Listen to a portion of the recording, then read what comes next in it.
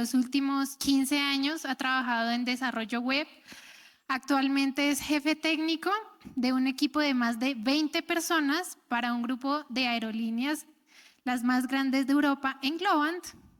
Además, es embajador de Windsort para Latinoamérica y profesor de Platzi.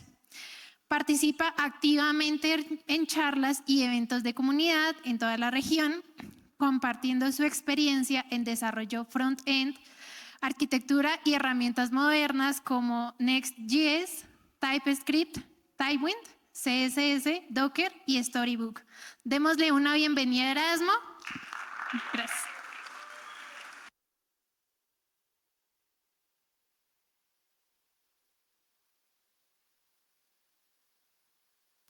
Hola, hola, ¿me escuchan bien? Bien. ¿Sí almorzaron bien o no? Bueno. Yo voy a preguntar buenas tardes, voy a decir y quiero escuchar qué tan bueno fue el almuerzo. Buenas tardes. Ahí vamos. Sí, bien. Bueno, muchísimas gracias por venir. Estoy muy, muy feliz de estar aquí. Se hicieron muchísimas cosas para lograrlo y finalmente se cumplió. Les vengo a hablar de la autenticación y el manejo de sesiones. ¿Quiénes acá desarrollan software front-end? Uy, somos bastantes. Bien ahí. ¿Backend?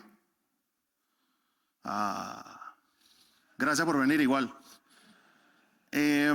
Nada, ya lo decía, que tengo más de 15 años trabajando en desarrollo web, enfocado en varias tecnologías.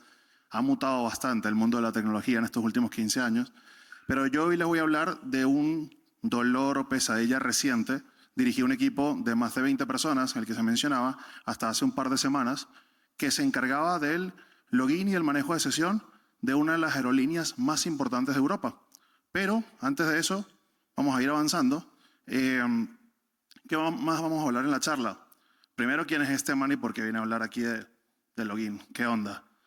Autenticación, ¿qué es? ¿Para qué sirve? ¿Qué cosa soluciona? ¿Y cómo se puede explicar de manera sencilla? La actualidad, cómo se hace hoy en día y cómo se hacía antes también, pero el futuro es algo muy importante.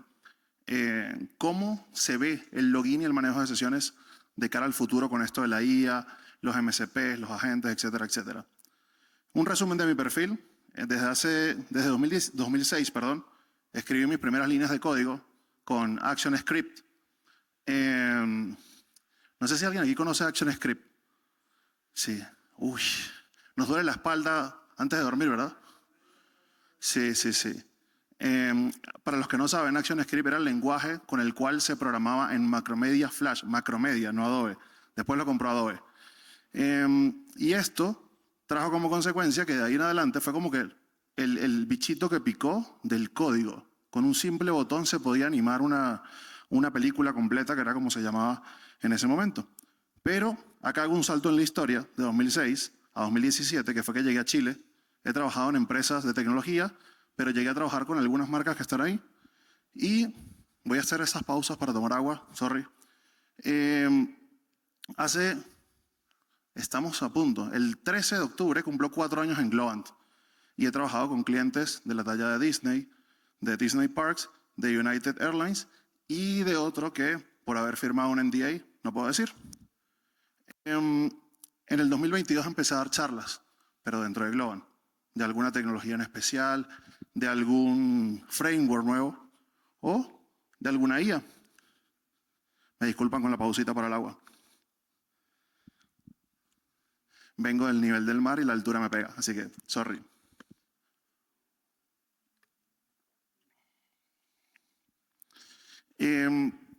Dentro de esas charlas, siempre fueron dentro de la empresa. Estaban los compañeros de trabajo, compañeros de otros proyectos, y trataba de compartir lo que yo iba aprendiendo. Sea que me sirviera para mí, o que no me sirviera, pero yo quería compartirlo porque me parecía interesante. Desde hace 2 meses que soy embajador de Windsurf. ¿Quién aquí conoce Windsurf? Bien. No voy a mencionar otro editor. Y desde hace una semana, esta sí la conocen más, que soy profesor de Platzi. ¿Quién aquí conoce Platzi? Sí, la conocen más.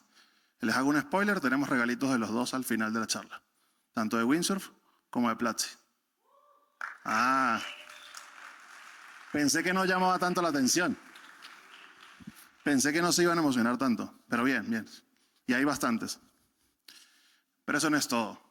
Yo ahí dije que hice un salto en la cuenta y casualmente con Platzi, hace un par de semanas, publicaron un video de esto. No sé si alguien lo llegó a ver en redes sociales.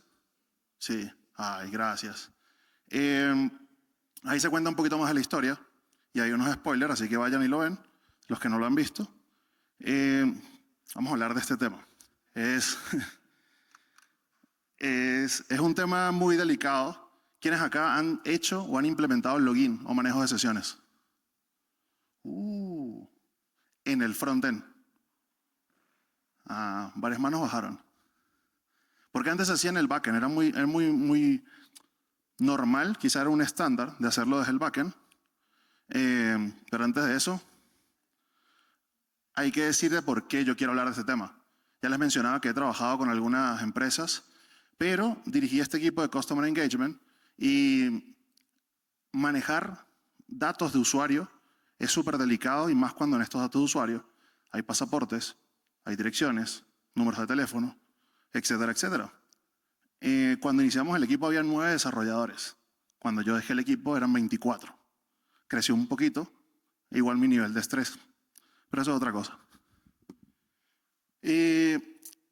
Una de las cosas más importantes no es solamente desarrollar el login. El login ya vamos a hablar de cómo se hace hoy y que es más fácil de hacerlo que como era hace años.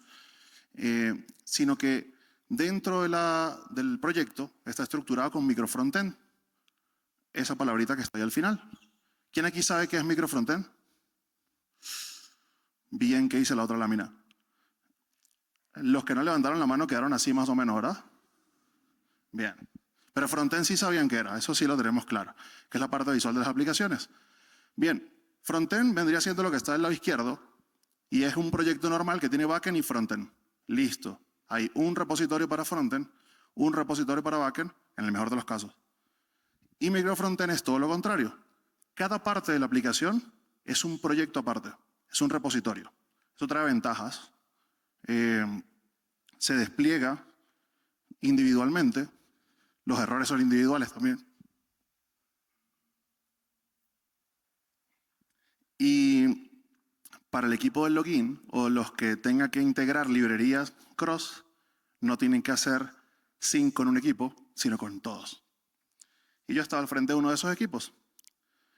Algo más real sería que cada uno de los frontends sea esto, una parte de la aplicación. Vemos homepage y otros ahí. Tienen esta pregunta. Estoy hablando de microfrontend, ¿verdad? Es de login, tranquilos. Espérenme un poquito ahí. ¿Cuál es el contexto? De que el equipo de login trabaja en paralelo. Puede llamarse account, custom engagement, sesiones, como quiera. Pero trabaja en paralelo a todos los demás microfrontend. Pero en algún punto tiene que ir a hacer sync con ellos e integrarlos en cada paso. Porque, vamos al caso de una aerolínea, tú no puedes estar en el homepage logueado y luego ir a reservar tu vuelo y perder esa sesión. La idea es que mantengas tu sesión. A mi equipo y a mí nos tocó, vieron una fotito, ahorita se las voy a mostrar, integrar este login para todos los artefactos del proyecto y era algo así. El proyecto es gigante. Son 19 artefactos en total y teníamos que perseguir a la gente integrándolos con el login. No todo era fácil, pero ya saben quién soy. Ahora sí vamos a hablar de login. Ya no más microfrontend, espero. ¿Lo entendieron? ¿Sí? Bien. ¿Alguien se anima aquí a decir qué es el login así en una palabra? Sencillito. El login. Todos tenemos Instagram, Twitter, Facebook. Acceso y autenticación. Claro, tenían la chuleta en la pantalla. Bueno, ahí. Es identificar al usuario. Es saber quién es, si tiene permisos para entrar o no. ¿Qué pasa? Yo lo hice en emojis para explicarlo más sencillo. La aplicación web viene siendo una casa. El login vendría siendo la llave. La sesión o la identificación es si la llave funciona o no. Y la autorización es qué puertas podemos abrir. Finalmente, para el logout, borramos todos esos datos. Ahora sí es más sencillo, con emojis, ¿verdad? Se entiende mejor. Pero esto es muy moderno. Y los que levantaron la mano, de que tienen bastante tiempo y que sabían que es ActionScript, que nos duele la espalda antes de acostarnos, saben que esto no era así antes, porque déjenme les cuento. Antes los sitios solo validaban las credenciales. Y estas credenciales eran normalmente alojadas en su base de datos y un formulario del login le pedía al usuario o el correo y una contraseña. Eso se mandaba a su servidor y si era correcto, volvía con la sesión. Acá está. Esto era un problema porque si yo adivinaba, digamos que adivinar, la contraseña de alguien más con el usuario, tenía acceso a todo el perfil de esa persona. Pero para entenderlo mejor, volvemos a los emojis de cómo era antes. Tenemos 3 iconos acá. El primero era usuario y contraseña. El segundo era identificando quién era. Y el tercero era una llave maestra, lo que decía. Imaginemos que yo adivino, que soy muy bueno adivinando, la contraseña de alguien. Y entraba a su perfil. Podía cambiar cualquier cosa. ¿Seguro? No, ¿verdad? Peligroso. Era algo así. Ese era el login antes.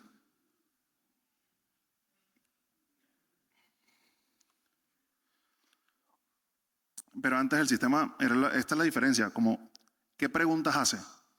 Eres tú y para adentro. El señor ese de la imagen era lo que hacía. Sí, tiene entrada, pase amigo. Pero hoy pregunta, ¿qué estás autorizado para ver? Entonces nos hemos logueado a una aplicación y muchas veces tenemos acceso a un panel nuestro, pero no tiene todas las opciones. Y eso en el código, ¿cómo es? O cómo era. No sé si se alcanza a ver bien. Ah, sí. Sorry por PHP. Hace años no lo toco, pero era lo más claro para explicar porque así se hacía antes. PHP, MySQL, y abajo, si ven, hay un pedacito de HTML. Estaba todo en el mismo archivo. Es como peligroso eso. No lo sabíamos, éramos felices y así escribíamos código.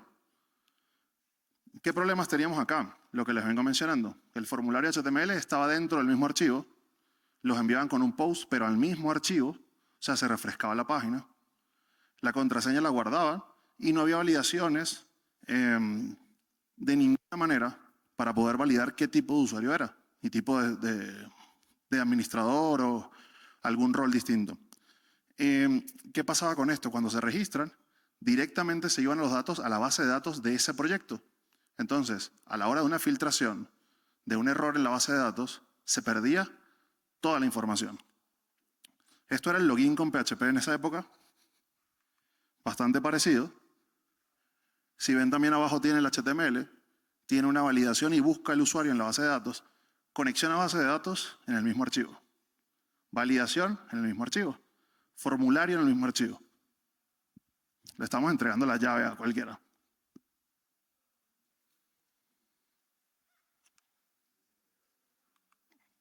¿Quién llegó a tener una página con esto?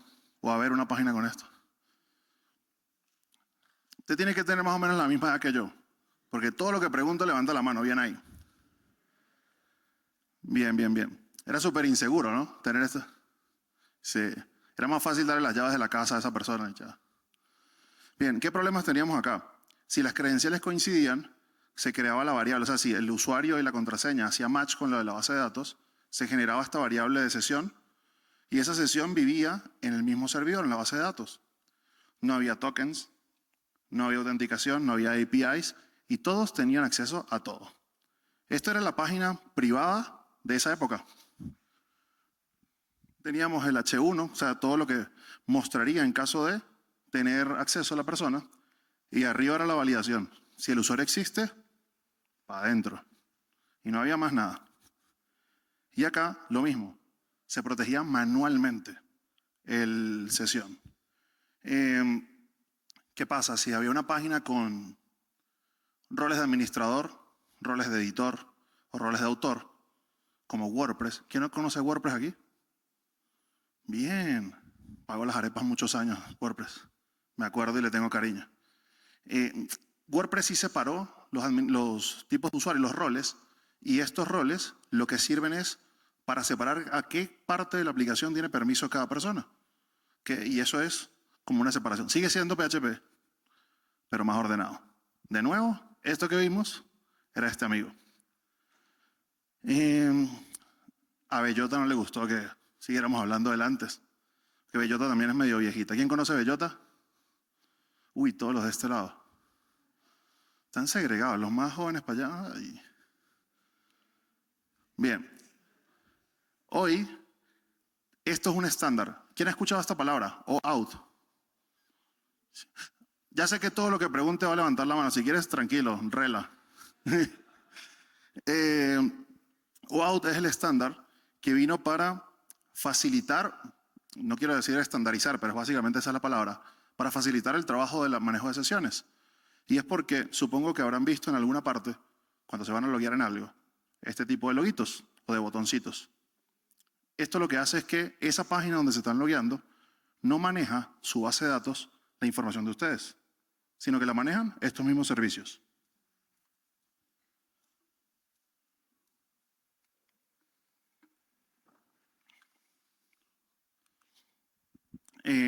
Estos botoncitos son OAuth. Muchos servicios hoy tienen la posibilidad de ofrecerlo out of the box, que es como instalas y ya lo empiezas a utilizar para tus páginas web. Tenemos Auth0, que viene siendo como yo creo que el más grande de todos los manejadores de sesiones. Después tenemos a Supabase, que es un sponsor de la conferencia. Y tenemos a Firebase. Sí, un aplauso para Supabase, sí, por favor.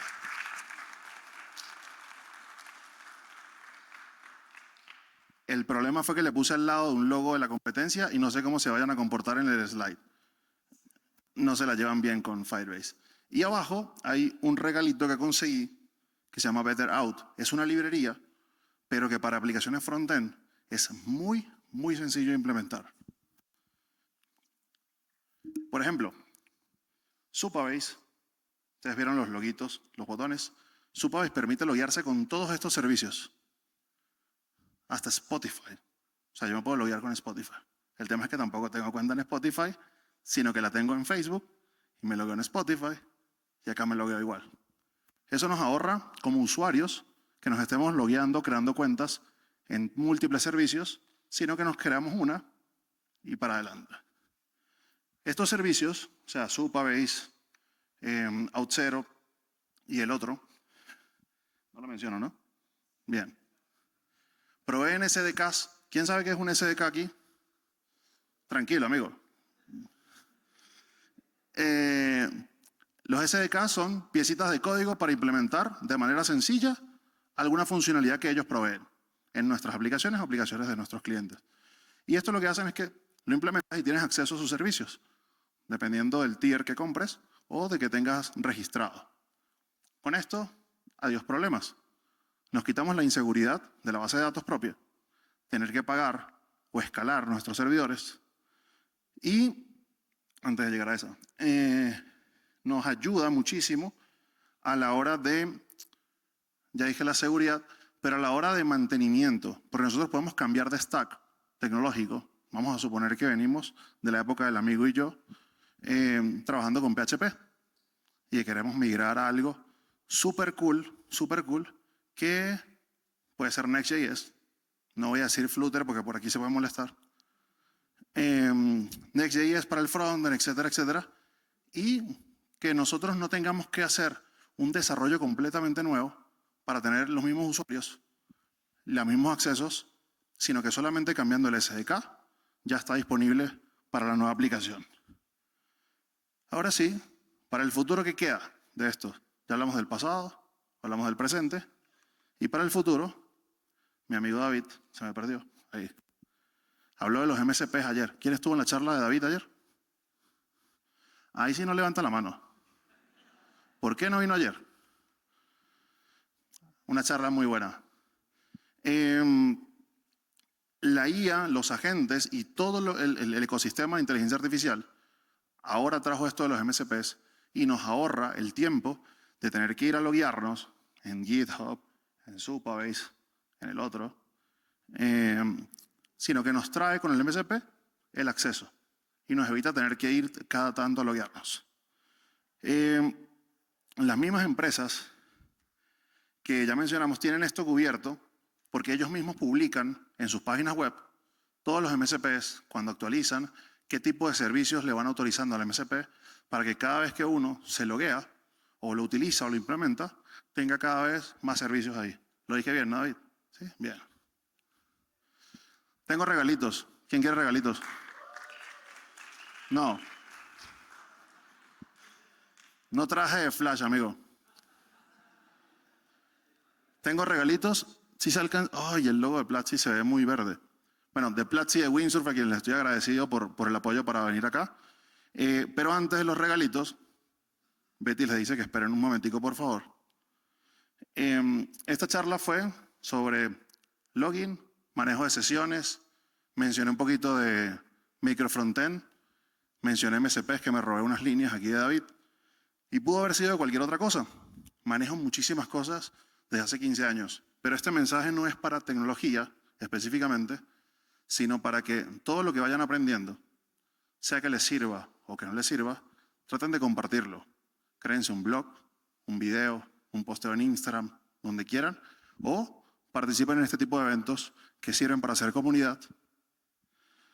Traten de que sea más al nivel del mar la próxima, sí, porfa. Y que eso les va a servir en charlas, en su universidad. Por aquí hay varios universitarios y veo para este lado, porque es donde hay más juventud. Traten de participar en su universidad. No, es que aquí ya son más seniors. Más seniors. No dije viejos, dije seniors. Rina cambiándose, pues. Y entonces eso les va a ayudar porque cada vez que participan en este tipo de eventos van a conocer a alguien que les llama la atención en lo que estaban hablando, pueden conocer un tema nuevo, pueden ver qué tan profundo es un tema que pensaban que era más pequeñito. A mí me pasó hace 4 meses, creo que fue, 4 o 5 meses, que fue la Caribe Conf. Yo ya había trabajado con accesibilidad, pero una señorita que está aquí habló de accesibilidad y me pareció genial. Ustedes la vieron ayer, ¿no? Rina. Un aplauso para Rina, por favor.